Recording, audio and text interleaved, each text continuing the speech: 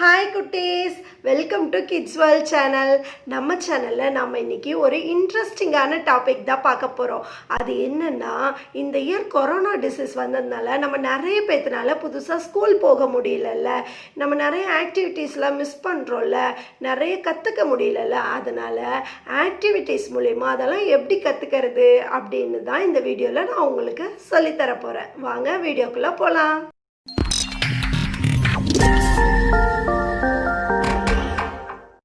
Okay, இப்போ புதுசாக pre-KG போகிற குட்டீஸ்க்கு என்னெல்லாம் பண்ணலாம், என்னெல்லாம் பண்ணவே கூடாது அப்படின்னு ஒரு சின்ன இன்ட்ரடக்ஷன் மாதிரி பார்த்துடலாம்.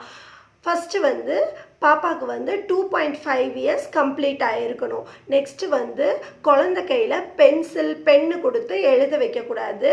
க்ரையான்ஸ் தான், பால் க்ரையான்ஸ் இல்லைன்னா ட்ரை ஷேப்பில் இருக்கிற க்ரையான்ஸ் கொடுக்கலாம். தேர்டு குழந்தைகிட்ட எப்போவுமே எடுத்தோடனே ABCD 1 2 3 அந்த மாதிரி எழுதி வைக்கக்கூடாது. எப்போவுமே நம்ம கலரிங் தான் கொடுக்கணும். பெரிய பெரிய பிக்சர்ஸை காமிச்சு கலரிங் பண்ண வைக்கலாம். அடுத்தது நம்ம பிக்சர்ஸ் சொல்லி தரும்போது ஃப்ளாஷ் கார்டு இல்லைன்னா பெரிய பிக்சர்ஸ் இந்த மாதிரி யூஸ் பண்ணி சொல்லித்தரணும். குட்டியாக நம்மளே கையில் எழுதி சொல்லித்தரப்போ அவங்க பெருசாக அட்ராக்ட் ஆக மாட்டாங்க, கற்றுக்கவும் மாட்டாங்க. நெக்ஸ்ட்டு அவங்க கையை ஹோல்ட் பண்ணி எழுதவே கூடாது. கையை பிடிச்சி நம்ம எழுதி பழக்கும்போது ரெண்டு விஷயம் நடக்கும். ஒன்று குழந்தை கற்றுக்காது. ரெண்டாவது விஷயம் என்னென்னா, நம்மளோட கையோட அந்த அழுத்தமும் சேர்த்து அந்த குழந்தையோட கைக்கு போகிறப்போ அவங்க ரொம்ப கஷ்டப்படுவாங்க. எழுதணுன்னாவே அவங்களுக்கு ஒரு பயம் வரும். அதனால் அவங்க பொறுமையாக எழுதட்டும். நீங்கள் ஒரு 1 month ப்ராக்டிஸ் பண்ணிக்கிட்டே இருக்கும்போது கண்டிப்பாக ஹோல்ட் பண்ண கற்றுப்பாங்க, எழுத ப்ராக்டிஸ் ஆகிடும். அதனால் நம்ம கையை பிடிச்சி எழுத வைக்கவே வேண்டாம்.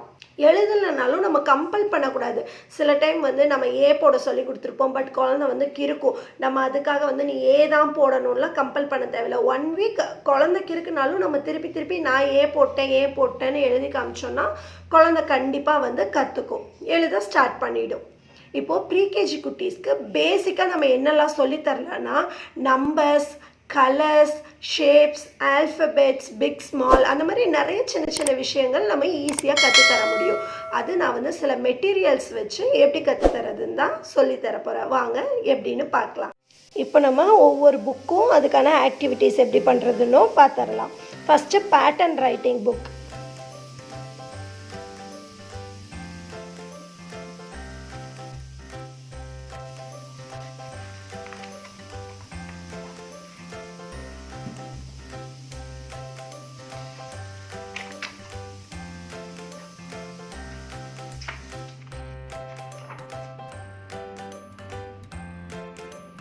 நெக்ஸ்ட்டு ஆல்ஃபபெட் சொல்லித்தர புக்கு, ஆல்ஃபபெட் புக். இந்த புக்கு பாருங்கள், நான் பெரிய பெரிய பிக்சர்ஸ் வர்ற மாதிரி புக்ஸாக செலக்ட் பண்ணியிருக்கேன். இப்படி இருந்தால் தான் நம்மளால் சொல்லித்தரதும் ஈஸியாக இருக்கும், குழந்தைங்கனால ஐடென்டிஃபை பண்ணுறதும் ஈஸியாக இருக்கும். பிக்சர்ஸ் நல்லா பெரிய பெரிய பிக்சர்ஸ் இருக்கிற புக்காக செலக்ட் பண்ணிக்கணும். நெக்ஸ்ட் இந்த மாதிரி மினி புக்ஸ், பேக்கெட் புக்ஸ். இது தமிழ் ஆல்ஃபபெட்ஸ் வர புக்கு.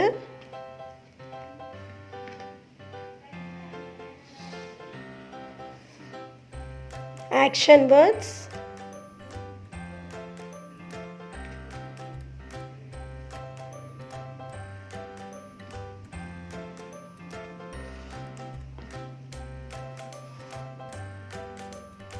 animal alphabet,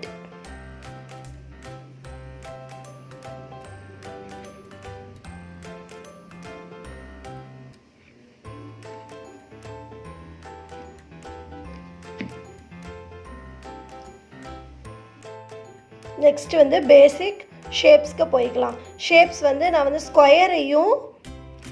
ஸ்கொயரையும் ரெக்டாங்கிளையும் மட்டும் தள்ளி போட்டிருக்கேன். ஏன்னா அது ரெண்டும் பக்கத்தில் இருந்துச்சுன்னா குழந்தைங்க ரொம்ப கன்ஃபியூஸ் பண்ணிப்பாங்க அப்படிங்கிறதுனால தள்ளி போட்டிருக்கேன். இதை இப்போ நம்ம ஆக்டிவிட்டியில் எப்படி பண்ணலாம். இது பேசிக் ஷேப்ஸ். இதை நீங்கள் க்ரையான்ஸ் கொடுத்து கலர் பண்ண வைக்கலாம்.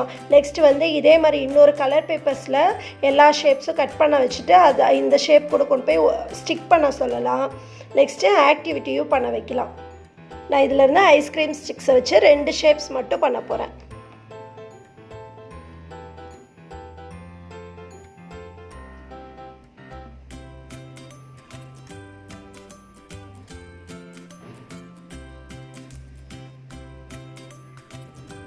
ட்ரையாங்கிள் ஒரு ஷேப்பு,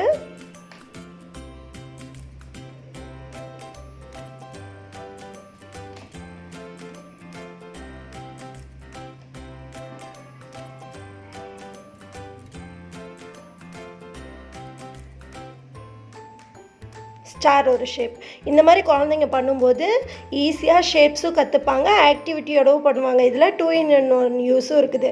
என்னென்னா இந்த ஐஸ்கிரீம் ஸ்டிக்கில் வந்து நான் பெயிண்ட் அடித்து வச்சுருக்கேன். நானே அக்ரிலிக் கலர்ஸ் அடித்து வச்சுருக்கேன்.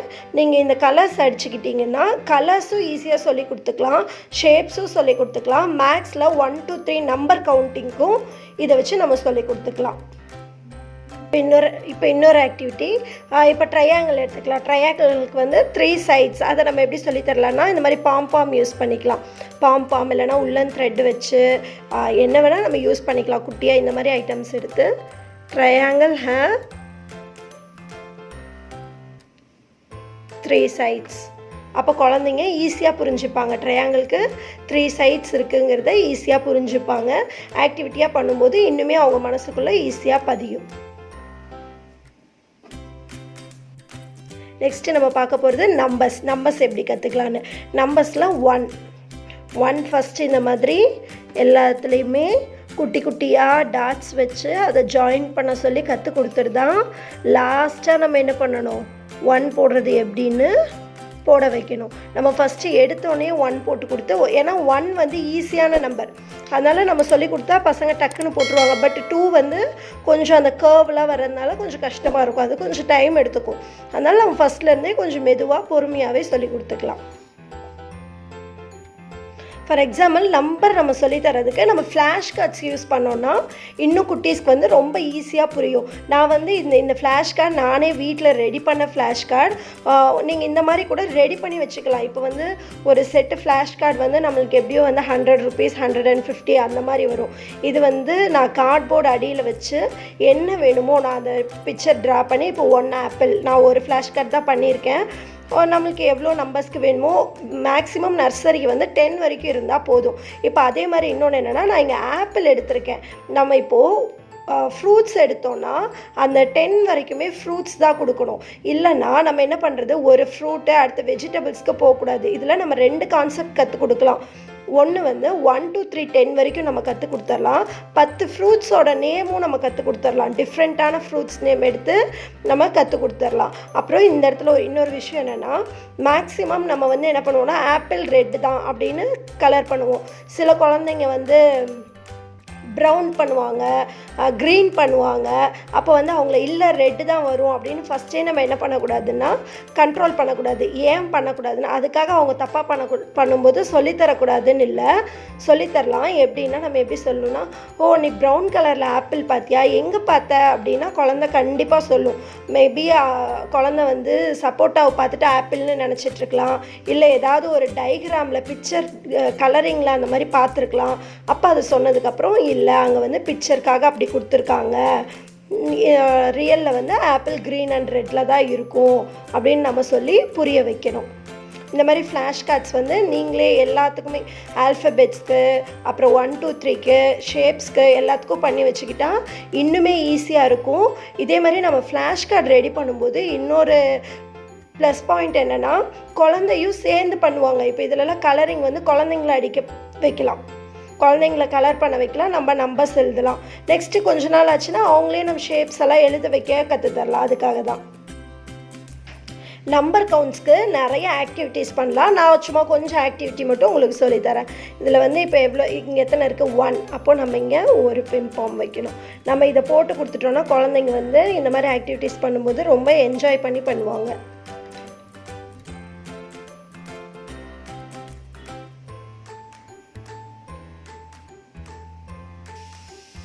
இந்த மாதிரி நம்ம சொல்லித்தரப்ப குட்டீஸ் வந்து ஈஸியாக கற்றுப்பாங்க. நம்ம எப்படி பண்ணணும் அப்படிங்கிறத ஈஸியாக கற்றுப்பாங்க. நிறைய பண்ணவும் ட்ரை பண்ணுவாங்க. ஆக்டிவிட்டீஸ்னால் இன்ட்ரெஸ்டாக பண்ண ஆரம்பிப்பாங்க.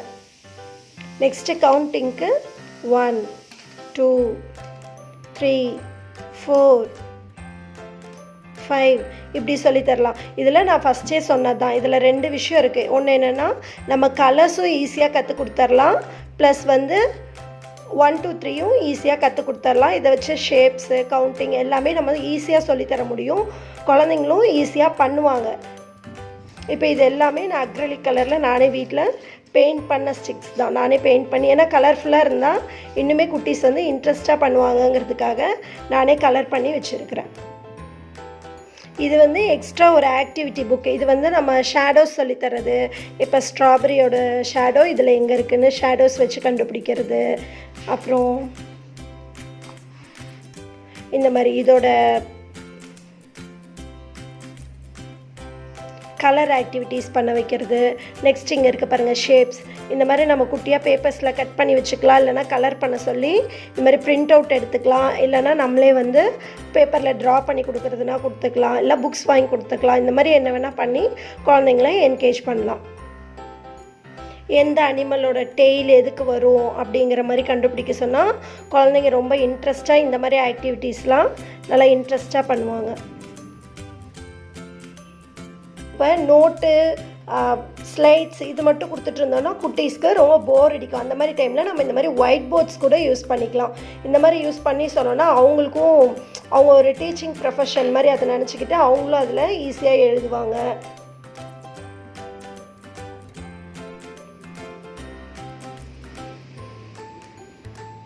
என்ன குட்டீஸ், உங்களுக்கு இந்த வீடியோ ரொம்ப பிடிச்சிருந்துச்சின்னு நினைக்கிறேன். இந்த மாதிரி நிறைய குட்டியான ஆக்டிவிட்டீஸ் பண்ணி நிறைய விஷயங்கள் கற்றுப்பீங்கன்னு நம்புகிறேன். பாய் குட்டீஸ்.